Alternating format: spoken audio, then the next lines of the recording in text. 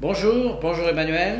Bonjour Henri. Voilà, alors Content de vous retrouver. Voilà, moi aussi. Nous nous retrouvons donc aujourd'hui. On va parler de cette espèce de manie du secret qui entoure toute la vie fiscale des entreprises et notamment toute la partie sous-marine qui est à Bercy auquel nous n'avons pas accès.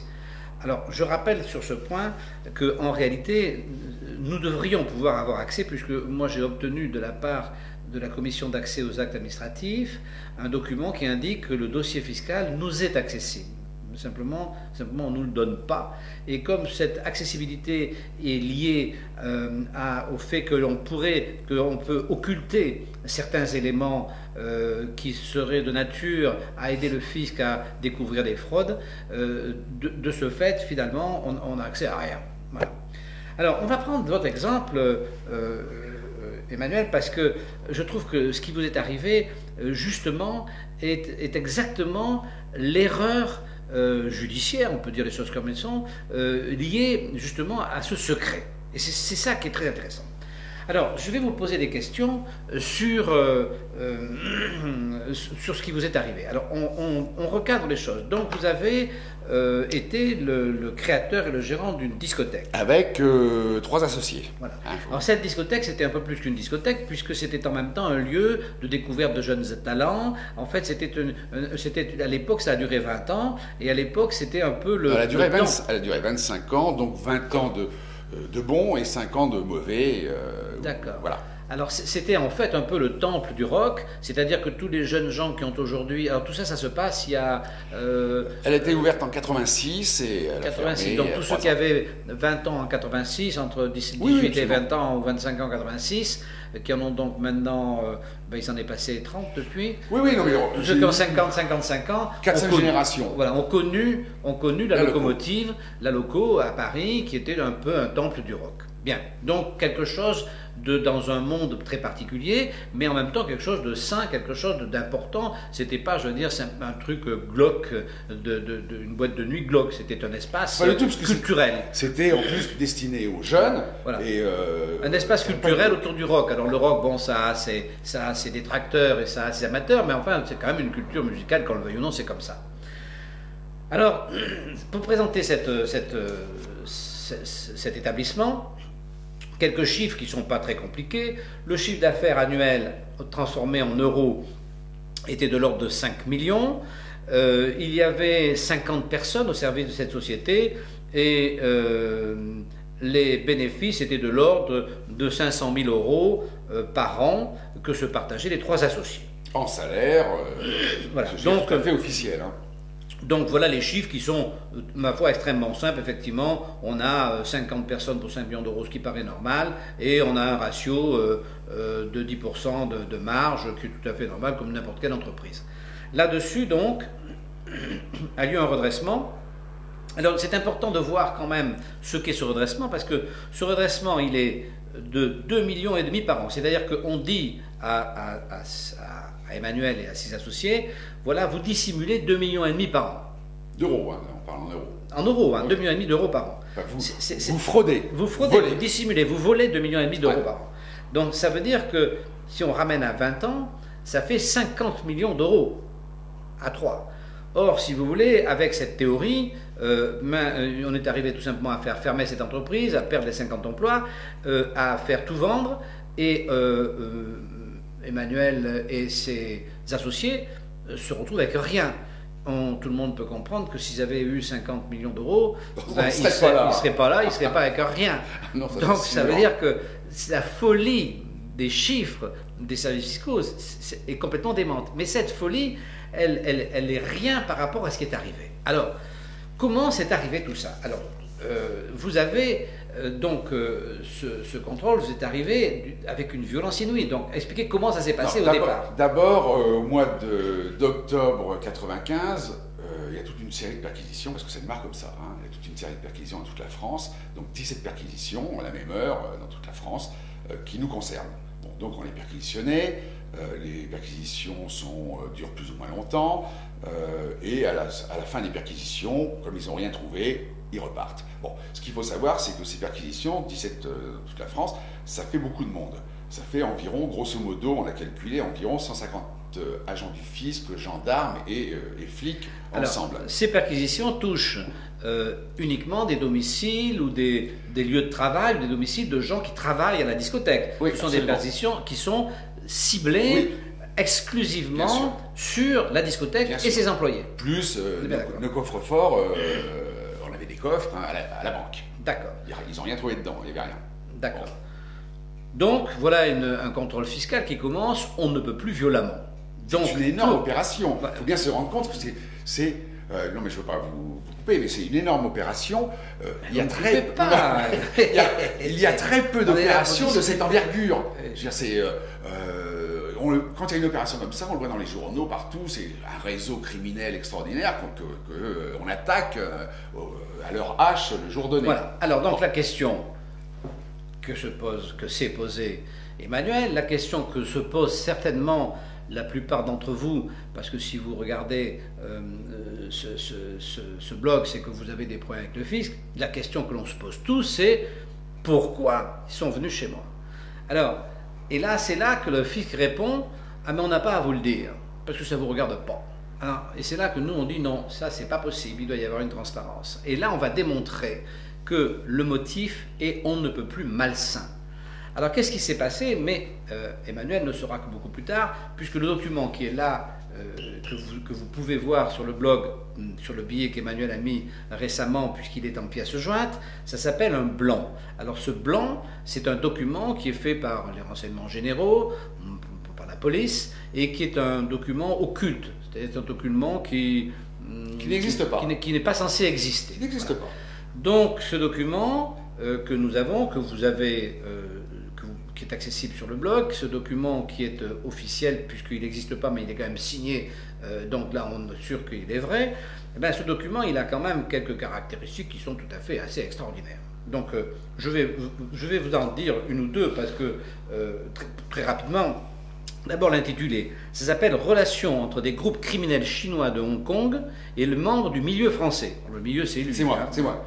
Et le sous-titre, c'est « Réseau de blanchiment d'argent chinois en France ». Dans des discothèques, toujours lui, Oui. L'immobilier, ça c'est pas lui, Non. Et les sociétés de gardiennage, ça c'est encore lui, puisqu'il a eu une société de gardiennage.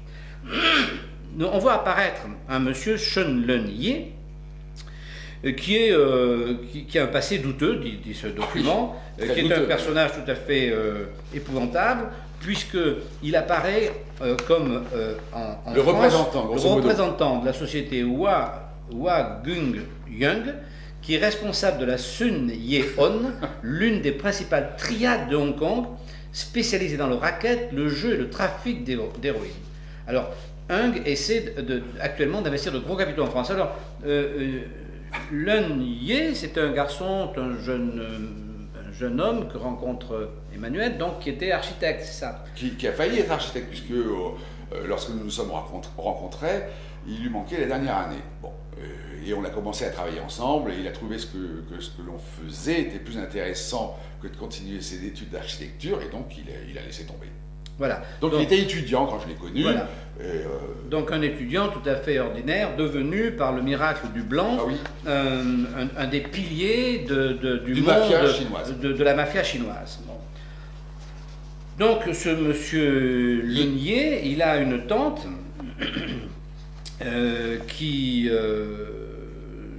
dont la description est aussi absolument épouvantable, puisque c'est quand même quelqu'un de complètement criminel. Et donc là, qui est Kung Young? Celui-là, Kung Young, c'est Je sais pas. Ah oui, donc il y a un autre personnage, Kung Young, qui est assez intéressant, puisqu'il est responsable... Ah oui, c'est le responsable de Sun Ye-on, et c'est l'un des principaux groupes criminels chinois avec près de 30 000 affiliés. C'est-à-dire que derrière la discothèque se profile... l'invasion chinoise. 30 000 gangsters chinois. Donc, ce document, c'est un document de folie. Un document de folie. Alors, qu'est-ce qui s'est passé? Parce que c'est ça qui nous intéresse. Qu'est-ce qui s'est passé dans la tête de celui qui a écrit ça? Pourquoi il a écrit ça? Et quelles sont les conséquences? Alors, les conséquences, on les connaît, mais non, les conséquences, on les connaît, mais on sait pas. Nous, on les connaît, mais ceux à qui on parle ne les connaissent pas. Alors, pourquoi quelqu'un écrit ça? Bon, d'abord, premièrement, il faut qu'il puisse, pour pouvoir écrire ça, il faut qu'il soit d'abord sûr de son impunité. Il faut qu'il sache que ça n'apparaîtra nulle part, il faut qu'il sache qu'il peut écrire n'importe quoi, que de toute façon, ça n'a aucune importance. Donc, on a quelqu'un qui écrit n'importe quoi, qui est sûr de son impunité, et qui donc, tout d'un coup, est pris d'un coup de folie. Probablement pas. Probablement pas. Non, c'est un travail commandé. Voilà. C'est un travail commandé. Quelqu'un qui écrit, bon, donc c'est quelqu'un qui, aussi bien, parce que une chose comme ça peut avoir des conséquences, comme ça peut ne pas en avoir, parce que je pense qu'ils en écrivent tous les jours, et que c'est pas tous les jours que ça sort. Donc, à la limite, ça peut être une petite méchanceté, une vexation, qui fait que pour se venger, enfin, on ne sait pas l'ampleur réelle du motif de cette folie. Par contre, ce qu'on sait, c'est que ça se retrouve dans un bureau, je ne sais pas où, et finalement, ça chemine comme ça, là, comme un ver de terre là-dessus, et puis ça arrive quelque part. C'est-à-dire que déjà c'est signé par la brigade financière. La brigade financière est en contact quasiment quotidien avec Bercy. Puisque quand ils font une perquisition ou n'importe quoi, vous avez la DGI, les agents de la DGI, Direction Générale des Impôts, qui vient et il y a toujours un inspecteur avec eux. Et enfin, maintenant on dit c'est un lieutenant. Et donc cette personne-là fait souvent partie de la brigade financière. Alors, notre brigade financière, donc le document arrive à la fameuse brigade financière. Donc toujours, tout ça est toujours occulte. Donc ça arrive aux services fiscaux. Et ça arrive à un procureur de la République. Tout ça, c'est toujours occulte. C'est-à-dire que, si vous voulez, on comprend bien que si ce n'était pas occulte, et si on avait accès à notre dossier, quand ce document arrive, Emmanuel Bolling saurait qu'il est arrivé, et à ce moment-là, viendrait expliquer, dire non mais attendez, là, la personne qui a écrit ça, il s'est un petit peu trompé, voilà les explications, voilà, vous voyez que ça ne va pas du tout, vous voyez bien que ça ne va pas. Bon. Et au lieu de ça, non, tout reste secret, puisqu'on n'a pas accès à notre, dossier fiscal. Et donc, voilà notre système fiscal qui s'affole, qui se met en route. Perquisition et comme il ne trouve rien, comme il ne trouve rien, il faut quand même justifier cette opération, moi je peux dire colossale, sans résultat. Bon, et ben donc on va faire comme pour Al Capone, on va l'attaquer fiscalement. Donc on nous envoie un contrôle fiscal que je peux dire meurtrier, puisque il y a un redressement à la clé et qui ne repose sur rien du tout. Il n'y a aucune preuve, puisque j'ai été relaxé de toutes les accusations du fisc par le tribunal correctionnel de Paris. Alors, donc, on a bien compris ce qui s'est passé. Donc, avec ces documents complètement fous, occultes, dans une ambiance, elle aussi occulte, qui est donc Bercy, totalement hermétique, et lancer une procédure terrible qui engage 150 officiers de police et des différents services qui ne trouvent rien et qui débouchent donc sur un contrôle fiscal assassin avec des chiffres dont on a vu au début 50 millions d'euros qui sont irréalistes. Bien. Qu'est-ce qui va se passer à la suite de ça? À la suite de ça, il va se passer qu'au niveau pénal, c'est-à-dire en fait quand même, le pénal c'est la suite de ce document, c'est-à-dire c'est la suite de cette accusation policière anonyme, parce que c'est ça. Donc il y a une action pénale qui va échouer lamentablement, puisqu'évidemment rien n'est vrai, donc tout va s'effondrer, et depuis il s'est passé des années, et aucune des personnes citées n'a été condamnée pour quoi que ce soit.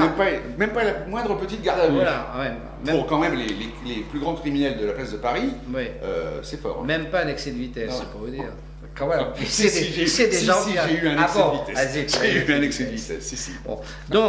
Donc la partie pénale, qui a été quand même la partie qui a généré le contrôle fiscal, cette partie pénale occulte aboutit à couche de rien du tout, même pas d'une souris, rien, zéro.